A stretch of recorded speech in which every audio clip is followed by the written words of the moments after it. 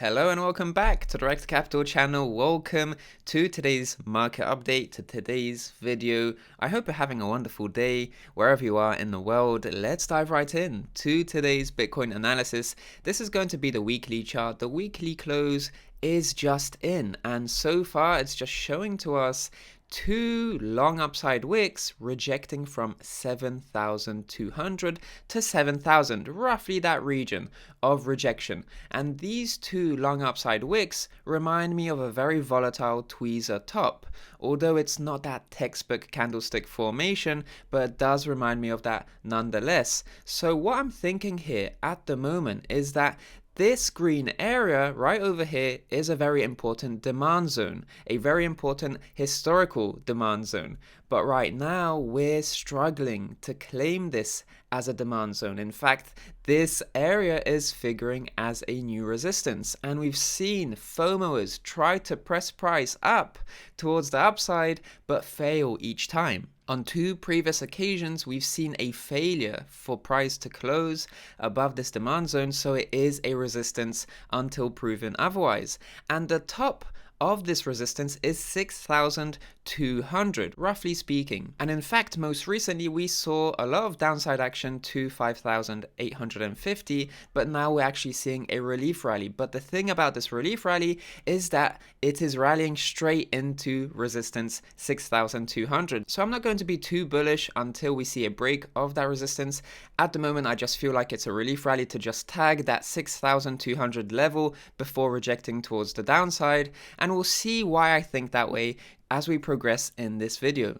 But before we dive in, I'd like to talk about my technical analysis course. Most recently, I got another 5-star review for the course. This is something I'm super pumped about. I'm really happy that people are enjoying the course. They are learning actionable insights, things that they can really apply to their trading and investing. This is why I created this course, to add value to you guys. So if you guys like these videos, which are essentially the same format in my technical analysis course, you'll love this technical analysis course, and it's a great way to support the channel, but also a very good way to just see what is the journey that I took to becoming Rekt Capital. So feel free to check out my 5-star technical analysis course in the link down in the description down below.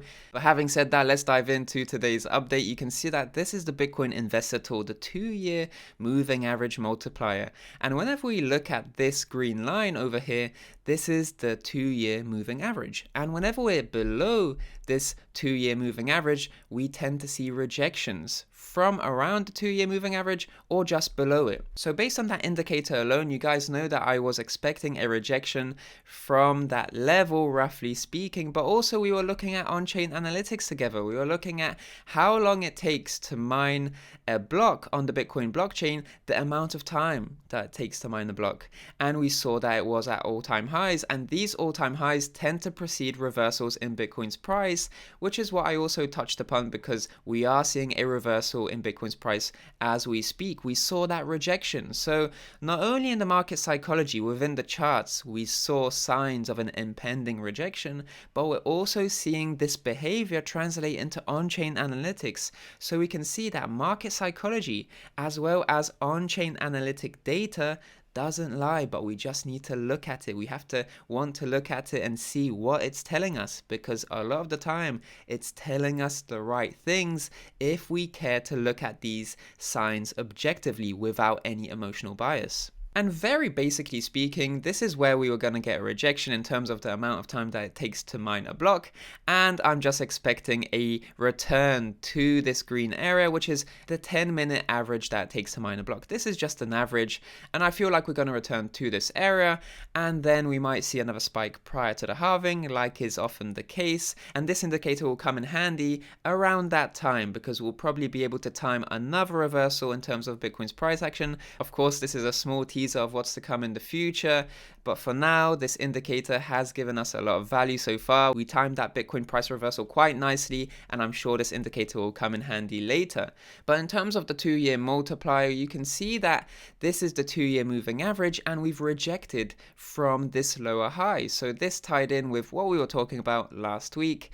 Essentially speaking, this rejection, this lower high right over here is showcasing to us that we are currently most likely in this wedge, and we're probably going to be consolidating and coiling within this wedge going forward. Of course, this indicator hasn't updated in terms of the most recent relief rally to around 6,200, and I'm going to talk to you guys a bit about why this resembles a potential head and shoulders to me going forward, but that will be later in the video.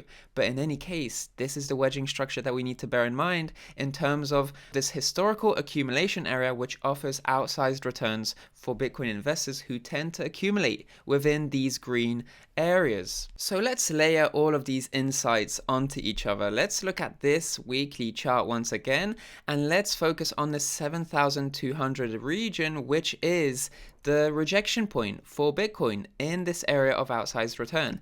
So if we just cycle to the next chart, you'll see that this is the percentage decline from a 2-year moving average, and like I mentioned in one of the previous videos, which you can check out in the top right hand corner, this level was going to be a resistance area which rejects price after a recovery. So first there's a crash towards the downside, then there's a recovery, and then there's a rejection from around this region. So that recovery is only occurring to just test this previous support into a new resistance. So we're going to see a rejection. So far, so good. The BLX, this index that I'm using for Bitcoin's price action, hasn't updated just yet. It's going to update tomorrow, but so far we are seeing that rejection. We are seeing a little bit of a relief rally right now, but I feel like this relief rally is going to most likely end quite soon. So another major low is possible. And if we look at the 200-week moving average heat map, we've been speaking about how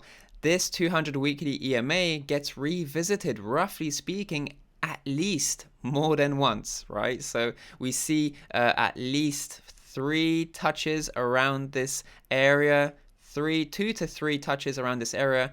Around here we see 5 touches around the 200 weekly moving average, and over here we see around 2 touches as well. But a lot of those touches are above the 200 weekly moving average, but in any case it is around this region, right? And at the moment we're seeing only 1 touch on the 200 weekly moving average.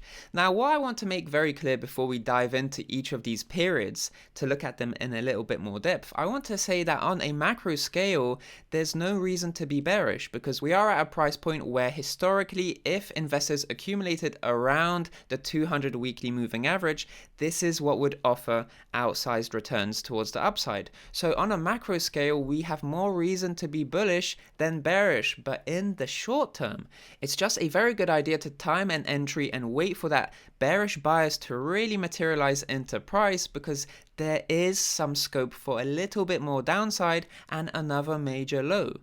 So in the short term, it's okay to be bearish, just so as to time that entry a little bit better to dollar cost average to an overall better average price.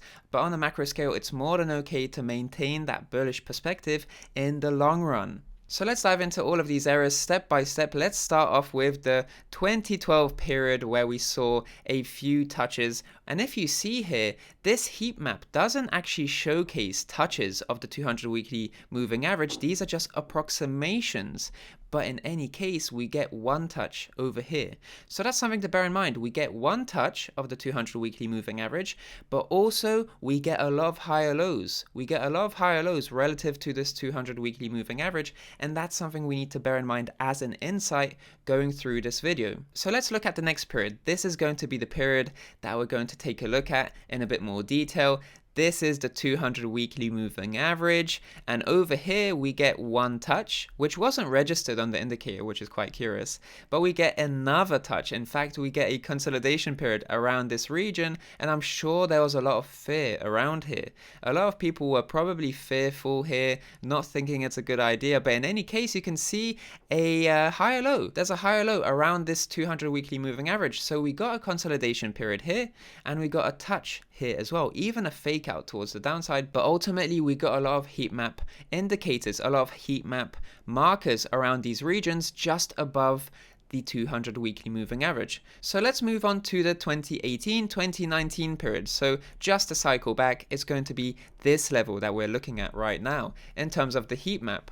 We got one contact with the 200 weekly moving average, and then we got almost another contact, but this was the higher low.